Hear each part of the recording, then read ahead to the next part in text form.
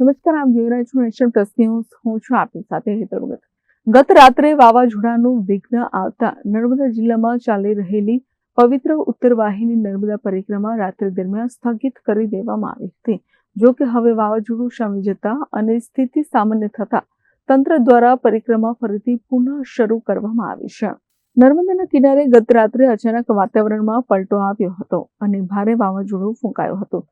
સુરક્ષાના ભાગરૂપે વહીવટી તંત્ર દ્વારા હંગામી પુલ પરથી શ્રદ્ધાળુઓની અવરજવર તાત્કાલિક અસરથી બંધ કરી દેવામાં આવી હતી.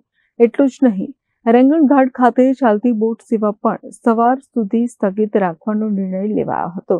જે શ્રદ્ધાળુઓ માર્ગમાં હતા તેમને તંત્ર દ્વારા ત્વરિત કાર્યવાહી કરી સલામત સ્થળે ખસેડવામાં આવ્યા હતા.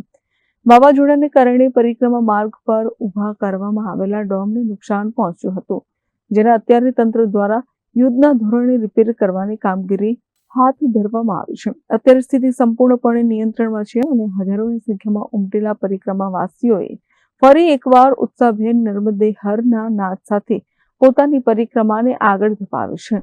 વહીવટીતંત્ર સતત મોનિટરિંગ કરી રહ્યું છે, જેથી પરિક્રમાવાસીઓને કોઈ પણ પ્રકારની અગવડ ન પડે. કુદરતી આફત સામે તંત્રની સમય સૂચકતાને કારણે કોઈ મોટી દુર્ઘટના ટળી છે અને હવે પરિક્રમા માર્ગ ફરી ભક્તોથી ઉભરાઈ રહ્યો છે. Deepak Jagtap, Nation Plus News, Rajpipla. સમાચારોનો સતત અપડેટ મેળવવા માટે અમારી નેશન પ્લસ ન્યૂઝની યુટ્યુબ ચેનલને સબસ્ક્રાઇબ કરો, બેલ આઇકન દબાવો અને જોડાયેલા રહો ફેસબુક, ઇન્સ્ટાગ્રામ અને ટ્વિટર પર.